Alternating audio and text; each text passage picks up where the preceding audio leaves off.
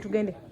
Nze ndi mulokole misana n'ekiro ndi mulokole nze Yesu tanswaza iyo abalugana mukama yebazibwe amanya bambita Titus kuteesa. Okay, Titus ogamba otya? Ndi bulungi nnyo. Mugamba mutya? Okay.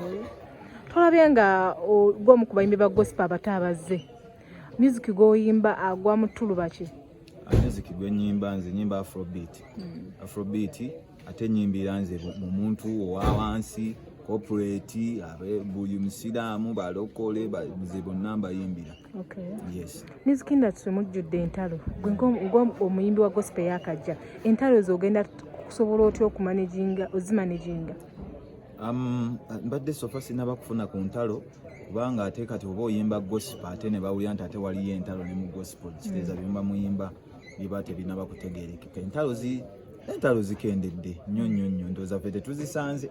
Entalo ffe tetuzisanze naye n'ekirala obanga oli mulokole olutalo ne lubeerawo ki ky'oba olina okukola kitegeeza gwe oba olina kukakanya luki oba olina kukakanya lutalo.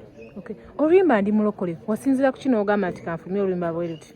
Omanyi abalokole ebbanga ddene mubadde mutuyisaamu amaaso okusinziira ku nnyambala omulokole bwalina kufaanana alina tima tebekuba mekaapu ate omulokole talina empale damage ate simanyi omulokole talina kukola ki ne mwogerera abalina enviiri nga balokole ne mukola ki sigamye nti naate bagende abataziina naye kino kyengezaako otegeeza nti omulokole ffe tulina okubeera ekyokulabirako kubanga Katonda waffe w'amaanyi.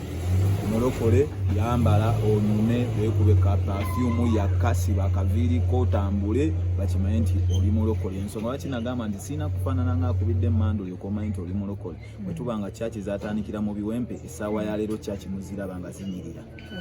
Entalo eziri mu basumba bammwe mwe ng'abayimbi ozasize zibalemeseza okuba nti mumanyikwa mu nsi mu bantu abatali balokole?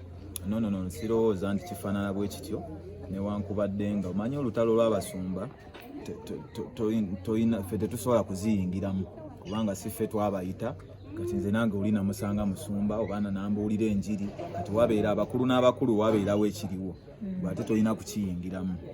So ffe tusaba busabi Katonda buli kimu kibeerenga kubanga ekyo Bayibuli kyetugamba ffe tetunoonya mutuufu n'atali tetunoonya bumu. Wabaawo mukyamu agambe ndi mukyamu nsonyiwa tukwatagane tugende mu maaso. Okay, twogere kuba nti abayimbi ba gospel nammwe abato mutandise okwettanira nnyo okutegeka ebivulu. Amaanyi mugajjawo kuba nti mwakajja ate muli mutegeka ebivulu ate mu bifo ebinene. Kyendowooza kubeera kwekkiririzaamu gwe ng'omuntu n'omanya n'abantu bo baliwa kubanga oba omanyi nti olina abantu batono kiba kikutwala mu kisaawe kibeera kiki. Naye waliwo kye tuyita okwekkiririzaamu newekkiririzaamu n'ogamba nze kusinziira oba abantu bwe babe batebaliiwo nja kukikuba. N'ekirala ebivulu tulina ebintu bye twagala okukyusa nti omuyimbi yeka omunene mwe bwe muyita abanene si eka alina okutegeka ekivulu ate nammwe mukirabye n'abo abayite be mugamba nti banene nabo bali wamu naffe okukwasaganyizaako bwe bumu bwe mulaba kati obuliwo mu gospel obutabaddeewo nti olabye ku seetu wabaddewo abayimbi ne Vicson abadde ajja bimukutte ne Pastor Wilson Bugeme naye ajja bimukutte bukwasi. Actually Vicson namukubidde mugamba olwo binkutte nampeereza emitwalo 5. Ekiseera kyengeza okugamba nti kikulaga nti ali mabegawo takulwanyisa kuba omwe yandigambye ankulwanyisa oddeyo tewandibalabyawo so bali mu kutukwatako bukwasi naffe tugende we bali. Yes. Weeteeseteese otya nga gwe omuyimbi eyakajja mu ndongo ya gospel kale yakamanyikwa mu ndongo ya gospel? Endongo ya gospel yo tukyagirina kubanga bituyimba tubijja mu Bayibuli nga botasobola kusoma Bayibuli n'ogimalayo kati kitwale nti n'omuziki gwe gukyaliwo gw'amaanyi.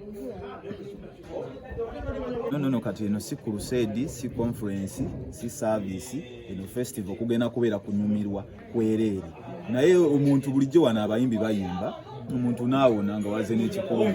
So abanaze n'ekibaluma osobola okujja oli wanaaba ayimba bagenda kusabira tetulina musumba gwe tugenda kuwa kukusabisa kubanga olw'ogundi egenda beera ya Lwamukaaga enkeera ku Sande bagende mu kyaki bakole ki basabe.